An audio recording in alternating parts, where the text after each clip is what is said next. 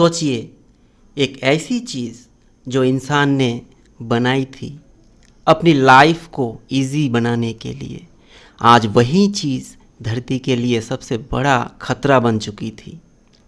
हर साल crore ton plastic waste environment में जमा हो रहा है। समंदर में रहने वाले हजारों जानवर प्लास्टिक के कारण मर रहे हैं। और सबसे शॉकिंग बात, माइक्रोप्लास्टिक्स अब हमारे खून तक पहुंच चुके हैं। ये कहानी है प्लास्टिक की, इसकी इनोवेशन की और इस पोल्यूशन की सच्चाई की। 19वीं सेंचुरी के दौरान दुनिया इंडस्ट्रियल रेवोल्यूशंस से गुजर रही थी। नेशनल रिसोर्स जैसे इवोरी और टॉर्टोइस शेल की डिमांड बढ़ रही थी। साइंटिस्ट्स सोच रहे थे कि कोई आर्टिफिशियल मटेरियल बनाया जा सकता है। 1860s सेलुलॉइड सबसे पहले प्लास्टिक लाइक मटेरियल्स बना। सेलुलॉइड, इसका यूज़ कॉम्स, बिलियर्ड बॉल्स और फिल्म इंडस्ट्री में होने लगा, लेकिन ये फुल्ली सिंथेटिक नहीं था। 1907 रियल प्लास्टिक का जन्म हुआ। अमेरिकन साइंटिस्ट लियो बेकलैंड ने पहले फुल्ली सिंथेटिक प्लास्टिक बनाया, बेकलाइट। ये हीट रेसिस्टेंट था, इलास्टिक, इंसुलेटर और ड्यूरेबल था। इसका यूज़ रेडियोस, टेलीफोन्स और इलेक्ट्रिकल आइटम्स में होने लगा।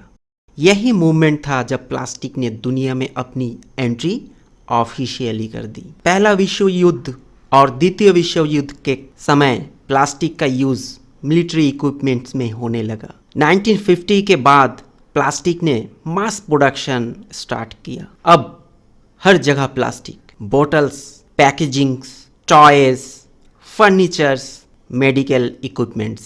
प्लास्टिक पॉपुलर हो गई थी। लाइट वेट था, सस्ता था, स्ट्रॉन्ग था और वाटर प्रूफ भी। कंपनीज ने इसे फ्यूचर मटेरियल डिक्लेयर कर दिया, लेकिन किसी ने नहीं सोचा कि इसके फ्यूचर इन्वायरमेंट के लिए कितना डेंजरस होगा। 1970s के बाद सिंगल यूज़ प्लास्टिक ने ट्रेंड स्टार्ट हुआ। मतलब एक बार यूज़ करो और फेंक दो, जैसे polythene bags, disposal cups, water bottles, straws etcetera. Problem क्या है? प्लास्टिक को डिग्रेड होने में 100 से 500 साल लगता है। सोचिए, आज जो बोतल अपने यूज़ की वो शायद 400 साल तक ज़मीन पर रहेगी। पैसिफिक ओशन में एक जगह है जिसे कहते हैं ग्रेट पैसिफिक गार्बेज पैच। ये फ्लोटिंग प्लास्टिक का एक बड़ा एरिया है जो ओशन में जमा हो चुका है। मैरीन एनिमल्स जैसे कि टॉर्टोइस प्लास्टिक को जेलीफिश समझकर खा रहे हैं। बर्ड्स के स्टॉक में प्लास्टिक पाए गए हैं। व्हेल्स प्लास्टिक के कारण मर रहे हैं। हर साल लाखों मैरीन एनिमल्स प्लास्टिक के कारण मर रहे हैं। प्लास्टिक कभी कंप्लीटली खत्म नहीं होता। ये छोटे टुकड़ों में टूट जाते हैं, जिसे कहते हैं माइक्रोप्लास्टिक्स। ये मिल चुके हैं ड्रिंकिंग वाटर में, सॉल्ट में, फिश में, ह्यूमन ब्लड सैंपल में।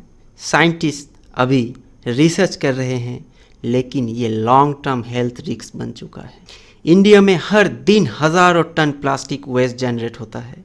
प्रॉब्लम्स क्या हैं? प्रॉब्लम्स है वेस्ट सेग्रीगेशन नहीं होता, प्लास्टिक रिवर्स में चला जाता है, ओपन बर्निंग होती है, प्लास्टिक जलाने से टॉक्सिक गैसेस निकलती है जो लंग्स और हेल्थ को अफेक्ट करती हैं। कुछ स्टेट ने सिंगल यूज़ प्लास्टिक बंद कर दिए, लेकिन ग्राउंड लेवल में इम्प्लीमेंटेशन भी अभी भी चैलेंज है। प्लास्टिक ने मेडिकल सिंथेटिक पॉसिबल बनाई। हमें बैलेंस्ड व्यू रखना जरूरी है।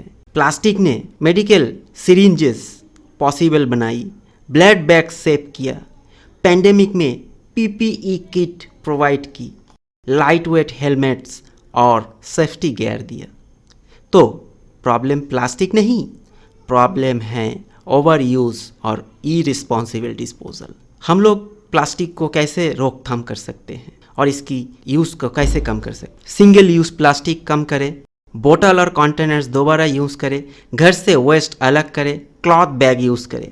रियल चेंज तब आएगा जब गवर्नमेंट स्ट्रिक्ट रूल बनाएंगे, कंपनीज सस्टेनेबल पैकेजिंग एडॉप्ट करेंगे और हम अपनी डेली हैबिट्स चेंज करेंगे। प्लास्टिक एक इनोवेशन था जो इंसान ने अपनी लाइफ आसान बनाने के लिए बनाया था, लेकिन आज वही इनोवेशन धरती के लिए सबसे बड़ा बोझ बन गई है। सवाल ये नहीं है कि प्लास्टिक खराब है, सवाल ये है कि क्या हम अपनी आदत को बदलने के लिए रेडी हैं?